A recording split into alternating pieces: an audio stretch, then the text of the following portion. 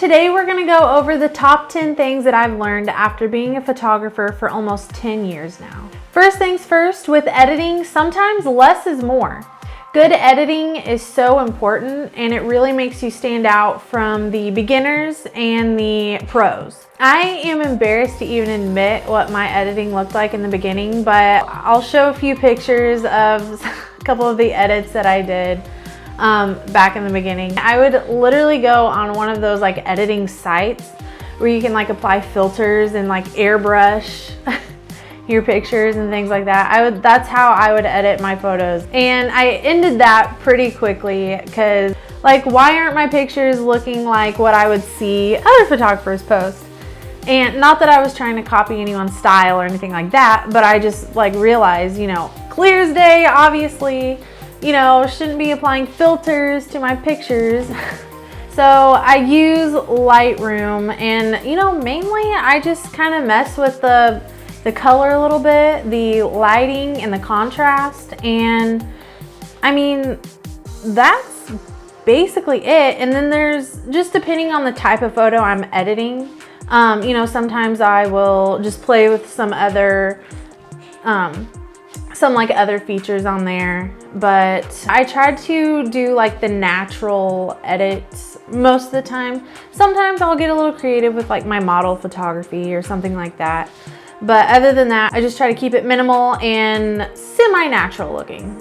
Okay, number 2 is charge enough to be worth your time. I'm not saying when you're first starting out to be charging like $800 for an hour session or, you know, whatever. I mean, if you're able to do that, then you do you, because that would be awesome. But this whole charging enough to be worth your time, this is something I still struggle with. I don't know why. I have like imposter syndrome.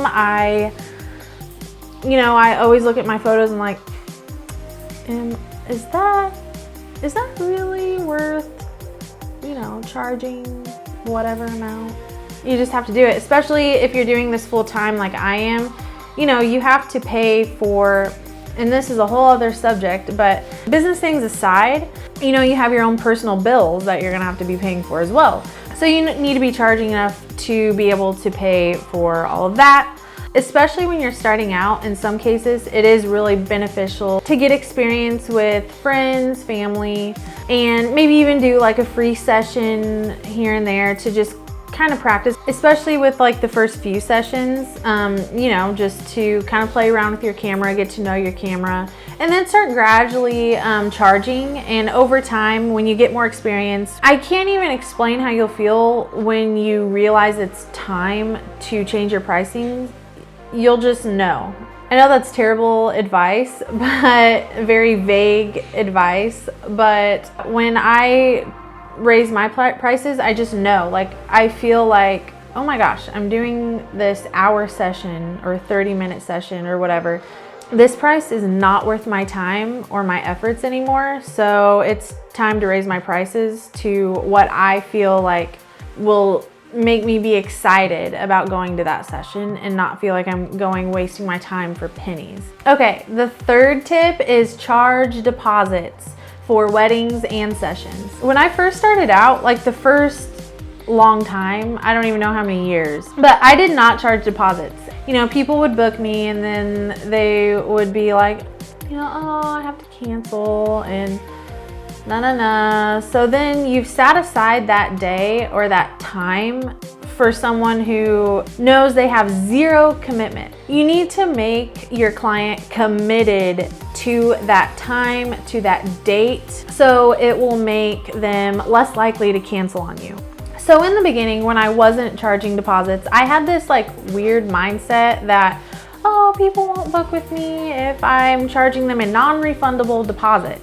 Non-refundable because then if they know it's refundable, I mean, what's stopping them from still canceling with you if they know they can get their money back? And if you do run into anybody who does not want to pay a deposit, they're already iffy about booking with you anyways. That means they are not even committed to booking the session with you in the first place. Right now for sessions and weddings, I'm doing non-refundable 50%, but I started out just doing like maybe a non-refundable $200 deposit for weddings. And for sessions, I can't even remember, I just had like this set amount. Right now, I'm doing just 50% non-refundable. So just to sum all that up, charging deposits is great because it shows that the customer is committed to booking with you and less likely to cancel or to reschedule. Okay, my fourth tip is have a contract. This helps so much for you and your client to both be on the same page about things. And just to name off a few things to have in your contract, just very vaguely, it would include things about your deposit, non-refundable, the amount of that deposit, the amount of the full wedding or session, and when those amounts are due. Like for example, I have things about if they cancel, what happens, if I cancel, what happens. A section in there that they have fully reviewed my portfolio and my work so they know what to expect. And those are a few just vague points of things to have in your contract. Number 5 is have confidence during your session or your wedding day. And this really applies to the whole time that you are in contact with your client as well. You know, you want to show like you know what you're talking about. You want to act like you know what you're talking about. So they have trust in you. So they know that you know what you're doing, how this all works. And if they have any questions, they should feel that you're confident enough to answer their questions. And of course, you know, they may have questions that throw you off. You may not know the answers to everything, but just having that confidence makes them feel better, especially if we're talking about wedding days. Brides are already dealing with enough. They don't want to have to worry about, oh my gosh, does my photographer know what they're doing? Do they know what shots I want? Do they, you know, blah, blah, blah, blah, blah, blah. You know, they shouldn't have to worry about you. So you should definitely show authority and show confidence that you know what you're doing. Number 6, back up your work. So luckily, since I have started photography, I have not had any issues with my laptop failing with all my pictures on it, or my hard drives failing with all my photos and videos on it. But I have heard horror stories of this happening, and you do not want this to happen to you. So I've started putting all my work on 2 hard drives. So this is one, it's a Crucial X6 2 terabyte portable SSD. And then I have a few other hard drives that I back up my things on. But basically after a shoot or after a wedding, when I come home, I put it on 2 hard drives. I just transfer all the raw footage over to both hard drives. So that way, if something happens, if one hard drive crashes, I still have those photos on the other hard drive. And this is a really good thing to do because shoots that you cannot recreate, if you lose all their footage, especially if something happens before you even delivered their gallery,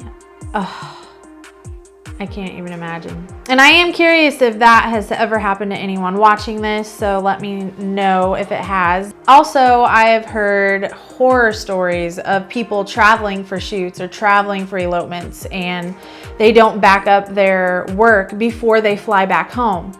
So I've heard that, you know, some people has went through the airports, you know, going through customs and things like that, and then they get home and realize that everything's been wiped from their memory cards, or their memory card fails, or whatever the situation is.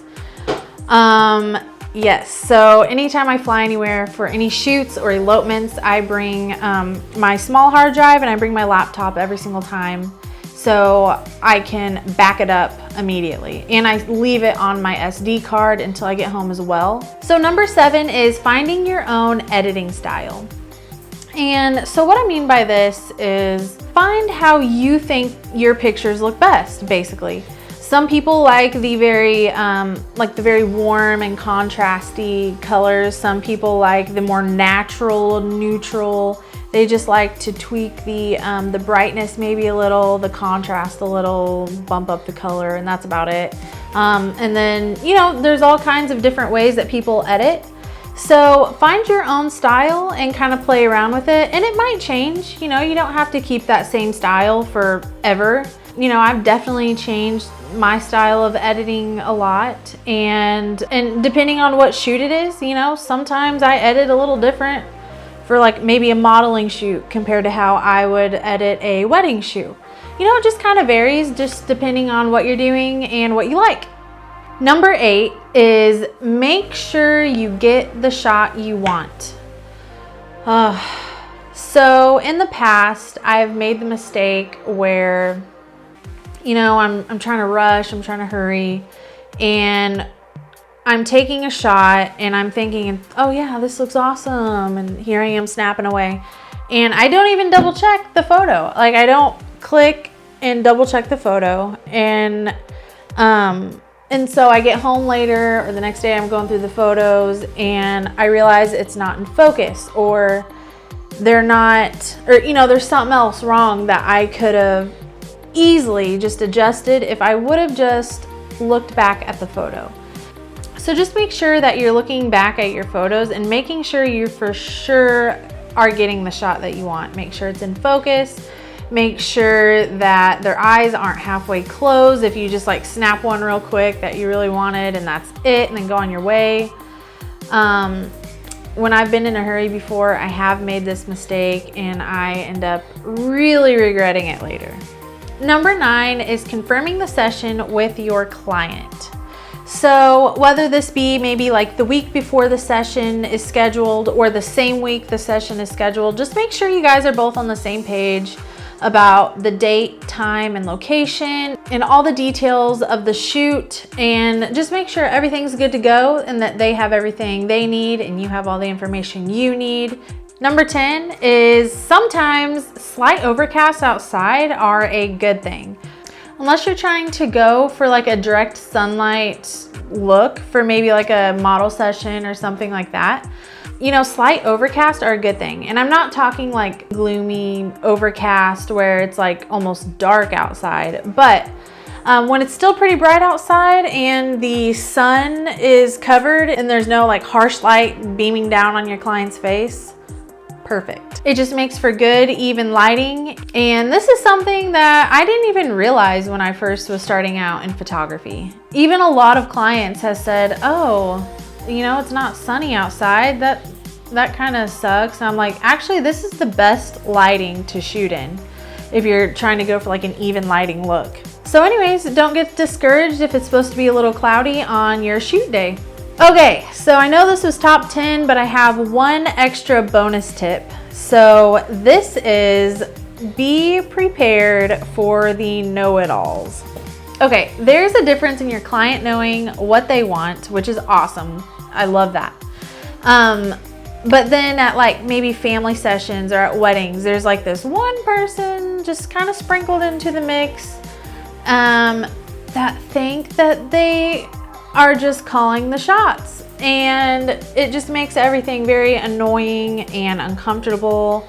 And you know, when that has happened to me, I'm very quiet, reserved. I usually just kind of ignore it and go on my way. And maybe you would react differently, I'm not sure. But either way, you do want to keep it professional, however you handle it. Specifically, one of the times that this has happened to me was at a large family session back when I was still doing family sessions. And there was one lady in there, and she wasn't the one who contacted me or anything. And actually the lady who contacted me ended up messaging me that night apologizing for that lady. But this lady was making comments about, oh, why is she having us over in the shade? Why we should be out in the sun with the sun hitting, like literally was like telling, but she wasn't telling me. She was telling someone like right beside me, so I'd kind of hear it. And she was just talking all this stuff loud enough she knew I could hear. And, you know, just like throwing out other suggestions like, okay, how about you get a camera, you come over here and you shoot your own family session then, if you're gonna criticize everything. And her criticisms wasn't even like good criticism. It was like, oh, hey, we should go stand in the sunlight, you know, like, oh my God. So I hope you guys have learned a few tips from this video if you guys are just starting out with photography, or even if you've been in photography for a little bit now. These are just some things that I've learned over the years, and hopefully they can help you too. So I will see you in the next video.